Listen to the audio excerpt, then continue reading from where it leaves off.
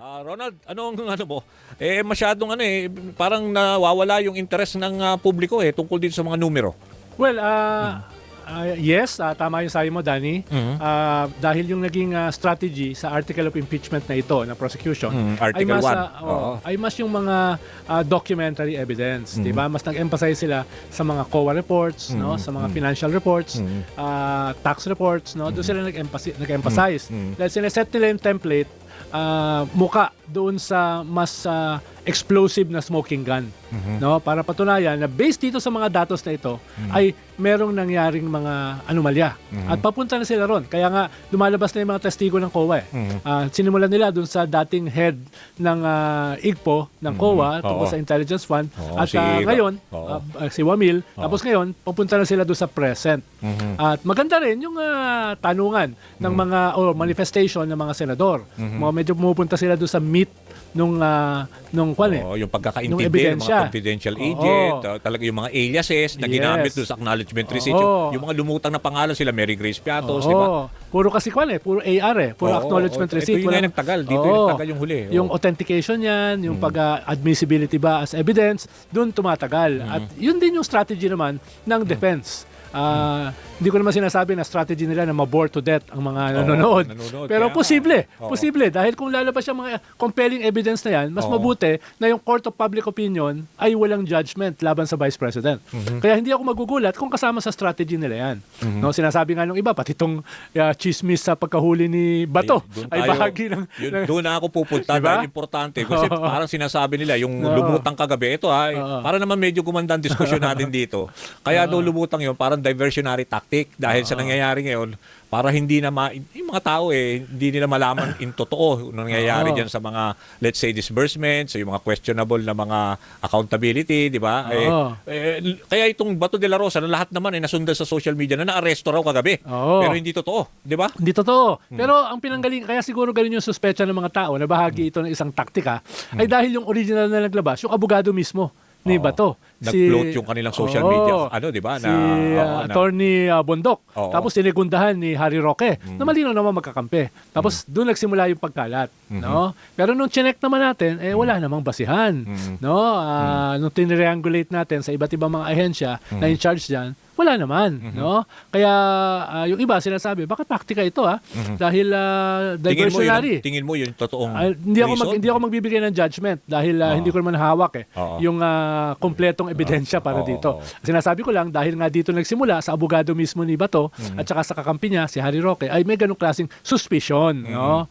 At even before nangyari ito ay parang anong first impeachment complaint pa lang, parang they are trying to bore us with objections with judicial processes, no? Kaya nga kahapon sabi ko sa isang interview, parang masyado naman ako over proceduralize. Dahil ang focus procedure no? At yung kailangan pa ipagbanggain yung, let's say, defense at prosecution, itong ARs na 845 itong pinag-uusapan acknowledgement receipts, di ba? Isa-isahin mo yan. Gusto ng defense in open court. Stipulations, tapos sabi, gusto mo gamitin na lang namin, sabi ni Lorna Kapunan. Yung evidence nyo na lang. Evidence nyo na lang para medyo makatipid tayo. Para wala na kayong angal. Hindi nyo naman siguro kukontrahin yung sarili yung evidence, di ba?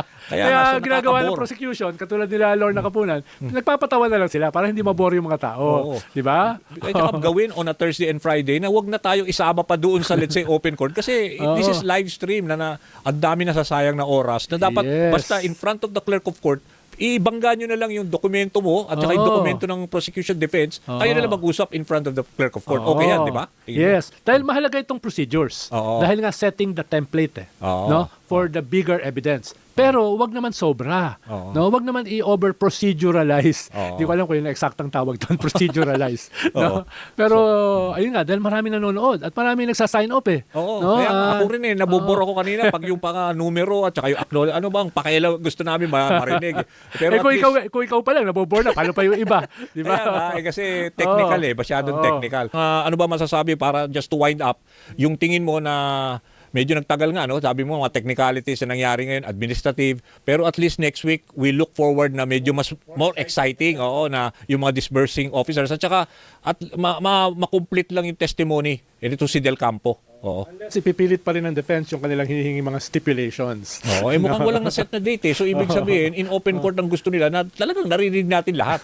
Yung kung magmamatch yung dokumento nila at Hindi naman yung tayo interesado sa ron. acknowledgement receipts. Pero yung tingin mo, kasi parang may mga lumulutang din na baka daw yung Mary Grace Piatos mag-testify na i-present ng prosecution. Maganda yun. No? Ha? Maganda yun. Something Dahil that will sabi interest- kasi ni Bato dati, marami raw mga Piatos sa Davao. Oo. At saka sa Oo. Palawan. No? Oo. Siya nagsabi na kilala niya, may mga kilala siyang Piatos na sinasabi ng PSA, wala naman sa records. Oo. Hindi pinanganak, hindi namatay, hindi Oo. kinasal. No? Oo. Pero yung isa kasing hindi na pag-uusapan pa rito ay from the very start kasi, wala namang skill set yung OBP at saka yung DepEd para sa intelligence, counterintelligence. Kaya nga. Diba? Oo, bakit sila nabigyan ng ganyan? Ang tanong dito, nagko-coordinate ba sila sa ating intelligence agencies? Oo. Halimbawa, nagbibigay sila ng reward Oo. doon sa mga magbibigay Sa mga sa kanila informants. ng impormasyon. ano no?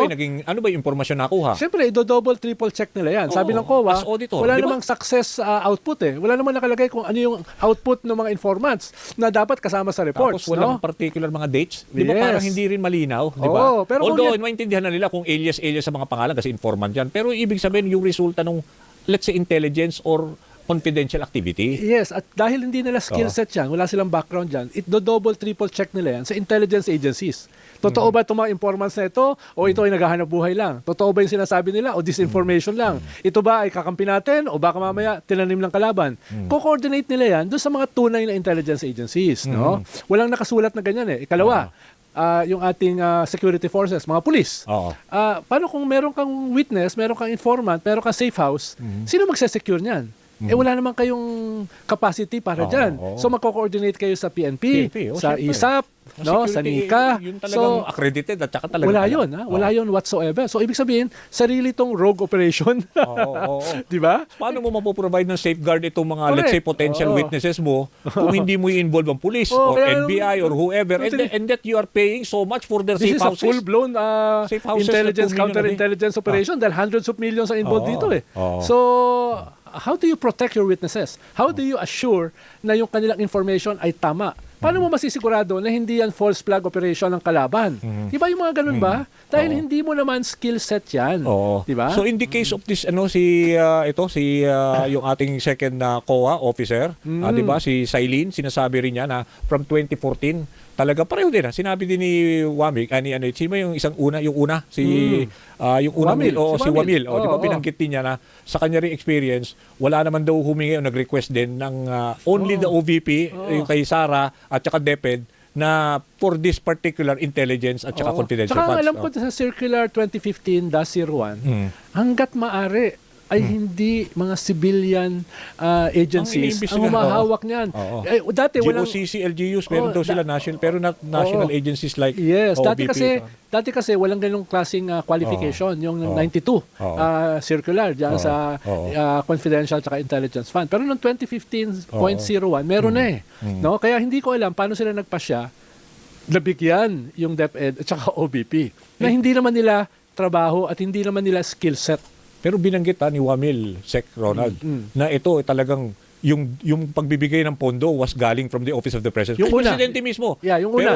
Pero this is a fact, sabi ni Wamil na talaga. Pero it doesn't mean na pag binigyan ka, wala ka ng wala ka ng accountability. Ibig sabihin, we will audit you kung saan nagamit, sino nakinabang, 'di ba? At saka yung corresponding dates, doon nagkakatalo. Kaya nga may circular. Walang supporting documents. Kaya nga may circular, kaya nga may notice yeah. of disallowance eh. Alam mo ba yung joint circular? Nalaman ko lang din na napakinggan ko. Si Heidi Mendoza pa lang nag-draft niyan. Sabi niya. Sinabi niya, napakinggan ko. Siya pala, kaya very happy siya, very solid daw yung kay Wamil. Kasi that was the time Wamil was testifying. Ito, si Del Campo ngayon, almost validating what Wamil said. Guest namin siya kagabi sa The Lovely Show. Si Heidi Mendoza. Pinaliwanag na yan. No? Guest din siya kay Shelo Magno. Guest din siya kay Christian Esguerra.